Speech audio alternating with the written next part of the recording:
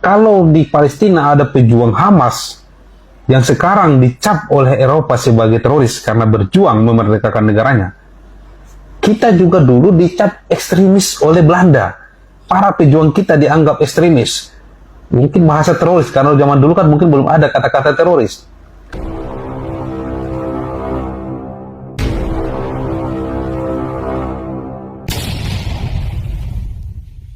Video berikut. Jangan lupa like, share, subscribe. Ya, salam Bapak Ibu, saudara-saudari yang dikasih dan dikasih. Tadi sebelum kami tiba di tempat ini ya, di rumah saya melihat ada seorang pendeta yang berbicara ya di video atau di TikTok.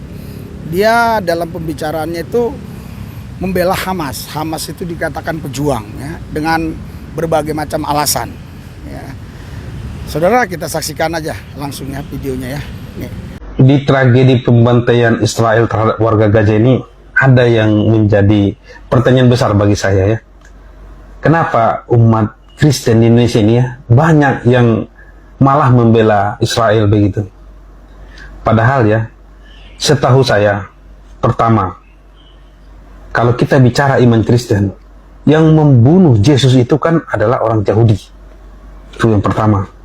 Yang kedua, kita juga tahu orang Yahudi itu menganggap agama Kristen itu adalah agama pagan atau penyembah berhala begitu.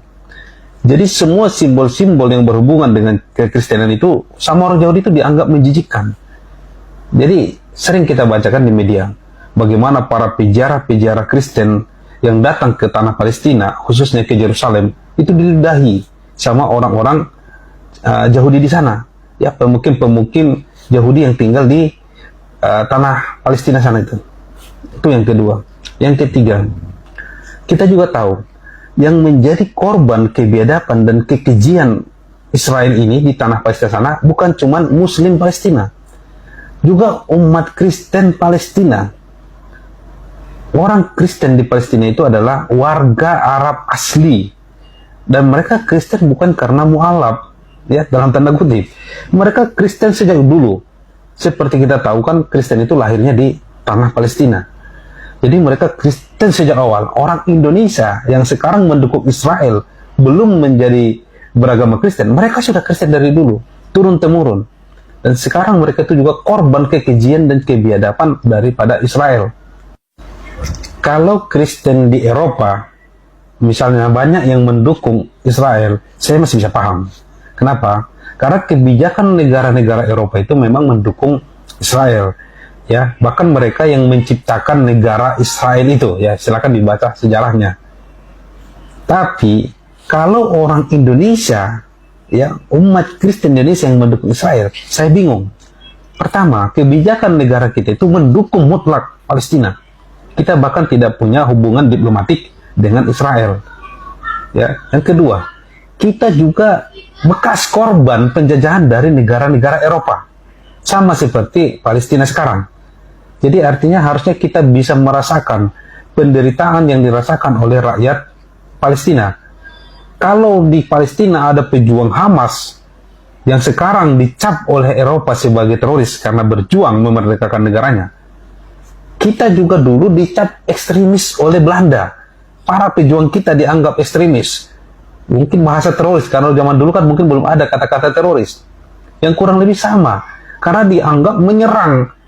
Katakanlah nanti Belanda sudah menduduki Batavia, Jakarta ya sekarang, diserang oleh para pejuang kita. Kadang nanti mereka masih tidur, diserang pejuang kita. Dan dianggaplah pengganggu atau ekstremis, dianggap mungkin teroris. Jadi kurang lebih begitu sebenarnya kalau kita memahaminya secara sederhana.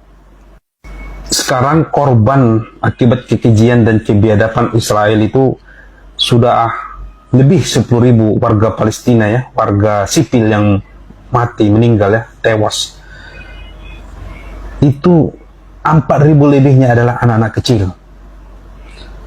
Saya mau bertanya, iman agama mana yang memperbolehkan hal ini terjadi? Saya yakin kalau Kristen asli tidak mungkin, karena Kristen itu agama kasih, tidak mungkin lah. Yang kedua, andai pun tidak kita cerita agama, sebagai manusia, apakah hal ini wajar kita dukung orang yang menjajah, membunuh ribuan bahkan anak-anak. Cobalah gunakan hati nurani. Sekali lagi saya mohon maaf ya kalau banyak yang tersinggung. Saya hanya berusaha kita melepas diri dari fanatisme sempit. Kalaupun fanatisme itu ada, ingat, yang menjadi korban kekejian Israel di sana itu banyak warga Kristen Arab asli juga. Mulai dari jurnalis yang terkenal itu, saya lupa namanya, yang perempuan, anak-anak, bom di gereja dibom habis, ya itu dirudal ya. Terus rumah sakit baptis, setahu saya kalau rumah sakit baptis itu berarti kan identik dengan agama Kristen juga. Ratusan korban juga dibom oleh Israel di sana. Jadi kalaupun Anda masih tetap manusia, tolong gunakanlah hati dan pikiran kita. Anda mendukung penjajah itu menurut saya sudah tidak masuk logika saya. Apalagi yang jadi korban juga saudara siman Anda juga di sana. Ya, terima kasih. Mudah-mudahan saya berharap ada kawan-kawan Kristiani yang bisa memberikan saya pencerahan. Kalaupun masih tetap mereka mau dukung Israel, coba berikan saya sebuah alasan atau pencerahan yang bisa saya membuat maklum. Oh iya, wajar mereka dukung walaupun dibantai segala macam. Ya, karena menurut saya ada dua hal aja yang membuat hal ini terjadi. Pertama, mungkin banyak kawan-kawan umat Kristiani Indonesia yang tidak tahu bahwa yang menjadi korban kekejian Israel itu juga warga Palestina yang beragama Kristen. Atau bahkan mereka mungkin tidak tahu bahwa di Palestina itu banyak juga orang Arab yang beragama Kristen. Itu satu. Yang kedua, ini saya mohon maaf sekali lagi, mungkin ada faktor kebencian tersembunyi terhadap agama Islam, terhadap agama mayoritas di Indonesia ini. Jadi hal ini menutup mata hati mereka. Ya sama saja, misalnya saya kasih contoh ya, biar nggak ada yang tersinggung. Contoh, katakanlah ya Indonesia diserang oleh penjajah. Kita anggap aja tidak ada agamanya, ateis begitu, diserang Indonesia ini. Jadi orang Filipina yang mayoritas beragama Katolik menganggap ya sudah biasa saja, biarin aja, itu urusan orang Indonesia. Orang Indonesia kan taunya mereka negara mayoritas Muslim. Mereka tidak tahu agama Katolik juga banyak di Indonesia ini. Agama Kristen banyak juga di Indonesia ini. Gereja-gereja besar banyak di Indonesia ini. Bahkan di Indonesia Timur itu mayoritas adalah beragama Katolik. Khususnya di Timur di Timur Leste. Di NTT ya. Jadi mungkin begini yang cara berpikirnya. Udah biarin aja. Kita bukan agama kita kok. Tapi kan kalaupun tidak seagama dengan kita, minimal kita punya hati nurani. Mereka manusia juga. Ada manusia dibantai oleh manusia yang lain. Apalagi ini mereka adalah pemilik tanah, dijajah oleh orang lain. Apakah nurani kita bisa tertutup ya dengan hal-hal atau fakta yang begini terang benderang menurut saya? Saudara, Bapak Ibu sekalian, saya nggak bisa menanggapi kata per kata disebabkan karena memang kami tidak ada di tempat kediaman sehingga tidak bisa menanggapi kata per kata. Tetapi yang saya ingat omongan Bapak ini, pembicaraan Bapak ini, yang pertama dikatakan bahwa Yesus itu pun yang bunuh orang Israel, orang Yahudi. Ya, ini saudara menurut saya kata-kata atau alibi ya, yang lucu ya, yang nggak tepat sekali ya. Sehingga dia bela Hamas hanya gara-gara itu ya. Karena memang itu sudah dinubuatkan di Kejadian 3:15 kan. Bukan harus orang Yahudi. Ya bahkan Yahudi pun nggak membunuh dia, bahkan bukan tentara Romawi yang bunuh dia, tetapi dia yang menyerahkan dirinya kan, ya gitu ya. Nah, terus yang lain lagi dikatakan kalau kita ke Israel tuh katanya kita diludah-ludahin katanya orang Yahudi. Enggak, saya ke Israel lewat orang-orang Yahudi itu nggak diludahin. Bahkan kami di tembok ratapan di situ berdoa nggak diludah-ludahin ya sama orang-orang Yahudi asli yang berdoa di tembok ratapan. Jadi lucu sekali lah ya, kalian sendiri ya nanti yang nanggapinya ya. Nah inilah pelayanan kami nih ya. Jadi jelas gitu loh ya, bertemu muka dengan muka. Apa artinya semua agama? Apa artinya agama kalau tanpa Tuhan? Ya kan?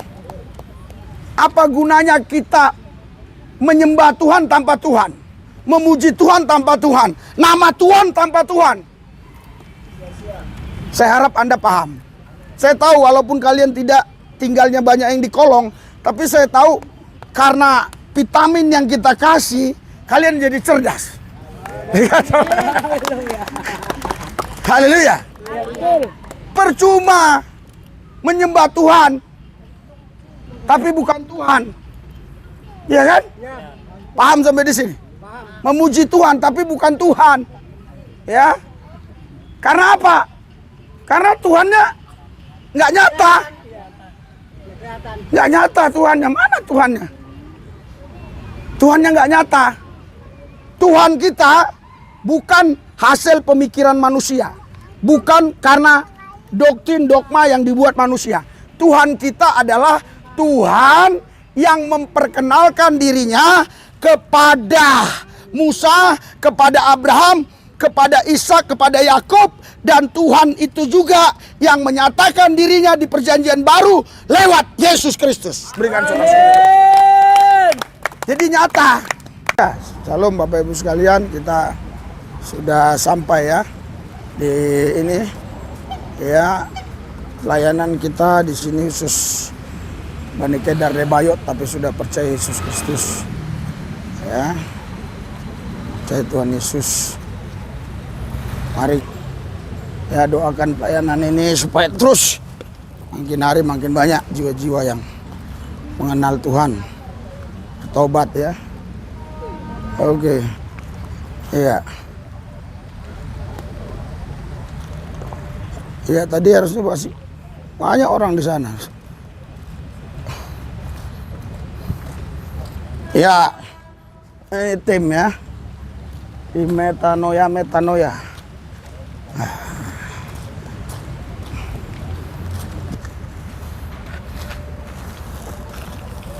Nggak pernah disapu ya.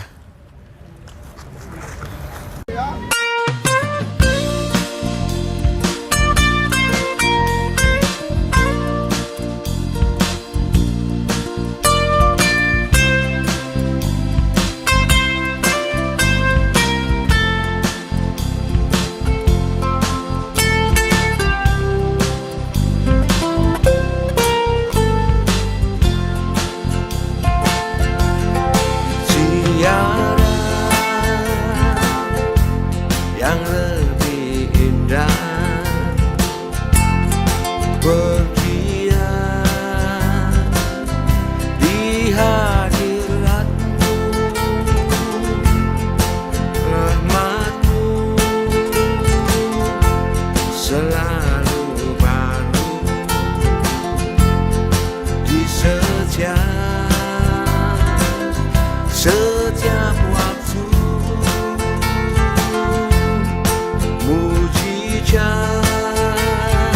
Nah, di sini ini pelayanan ini sudah 5 tahun. Selama 5 tahun ini sudah sekitar 5.000 orang yang percaya Yesus ya. Dulu, nah, selama 5 tahun ini kurang lebih sudah 1.000 orang ya. Jadi silih berganti yang sudah percaya Tuhan Yesus kita layani, kita ajarkan doa, puasa, iman, yakin ya. Wah, dia lakukan tuh dia dapat pekerjaan, terus datang lagi yang baru. Jadi begitu terus silih berganti. Jadi selama 5 tahun kurang lebih ada 1.000 orang yang sudah percaya Yesus. Yang dulunya mereka ini Bani Kedar Rebayot, bukan orang percaya Tuhan. Dukung pelayanan ini supaya terus pelayanan ini berlanjut, karena kami selalu menolong mereka bukan hanya rohania tapi jasmania. Oke, kita berdoa.